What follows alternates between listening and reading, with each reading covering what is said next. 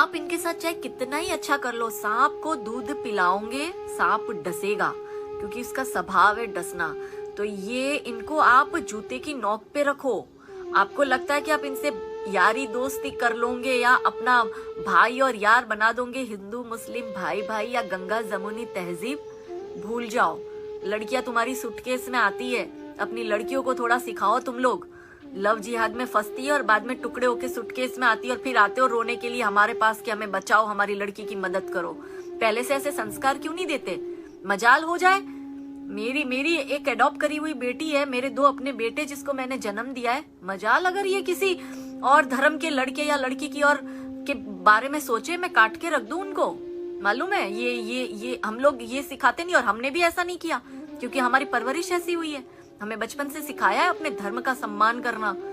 ये किस तरह के तुम अपनी लड़कियों को इतनी छूट छाट दे देते हो कि तुम्हारी लड़कियां खुलेआम मुस्लिम लड़कों के साथ दोस्ती करती है, मुस्लिम लड़कों के साथ शादी करती है और फिर आके रोती है कि हमारे साथ ये हुआ, हमारे साथ वो किया और अब हमें बचाओ। फिर आते हो तुम हमारे पास में। मतलब तुम्हें जरा भी अनुमान है कि तुम क्या कर रहे हो? तुम किस और लेके जा रहे हो हमारे भविष्य को? तुम्हारी आजादी क्या आजादी की बात करते हो? मुसलमानों में क्या आजादी है? उनकी औरतें जूते की पैरों की जूती की नोक पे रहती है, बुरखे में जिंदगी पूरी गुजार देती है।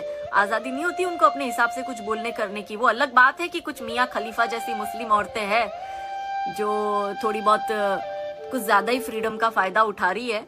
तो इनको पूछो, इनकी ये जिस मियाँ खलीफा को सपोर्ट कर रहे हैं, इनकी बहन बेटियों को मियाँ खलीफा बनाने के लिए रेडी है ये मुसलमान। ये आपके पास में होगा ना तो ये आपकी लड़की को भी बहन बनाकर, ये आपने जोधपुर वाली घटना देखी है वहां की, राजस्थान की, धर्म भाई बना था उसका और उसी लड़की को भगा के ले गया। देखा ना आपने?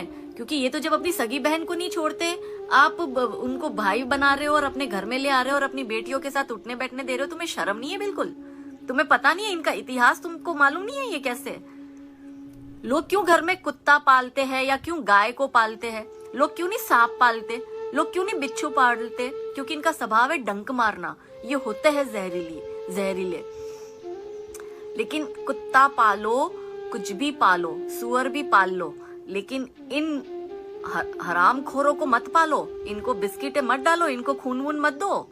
ये आपके कभी सगे नहीं हुए, कभी सगे नहीं होंगे। आपके और मेरे जैसे लोग आके क्या करेंगे? सोशल मीडिया पे आके बोल लेंगे, 2-4 ट्वीट कर देंगे, 4 दिन में रिंकू शर्मा को सब भूल जाएंगे। कुछ दिन बाद और एक कोई शर्मा या सक्सेना आ जाएगा। क्या करोगे फिर? और कब तक करोगे ये तुम लोग?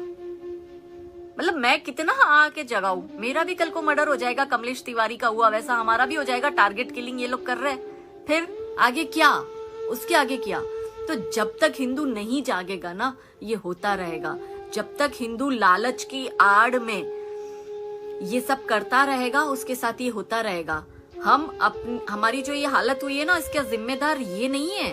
तुम बेकार में मुसलमानों को गाली देते हो, तुम जिम्मेदार खुद हो, क्योंकि ये तुम्हारा करा हुआ। तुम अपने ही पैरों पे कुल्हाड़ी मार रहे हो और तुम किसी और को दोष दे रहे हो।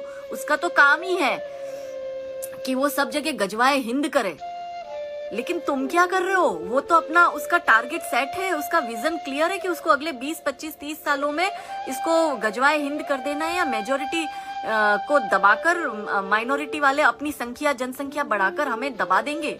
इनका बहुत क्लियर है।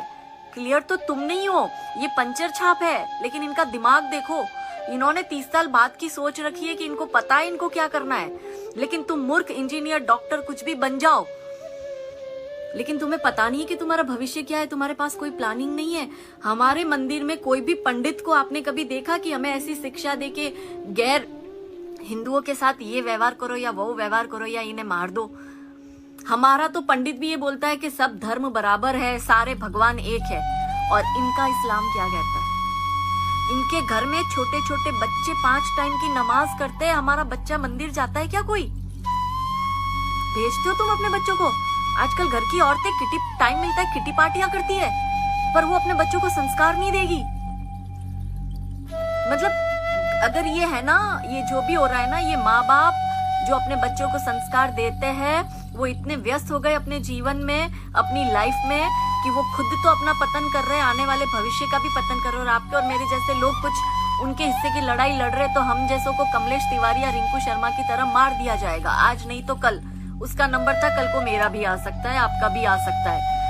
तो मैं सिर्फ यही बात आपसे कहूंगी कि अभी भी समझ जाइए। आप लोग अभी भी नहीं समझेंगे ना, तो फिर साक्षात भगवान भी हमें नहीं बचा सकता। जय हिंद।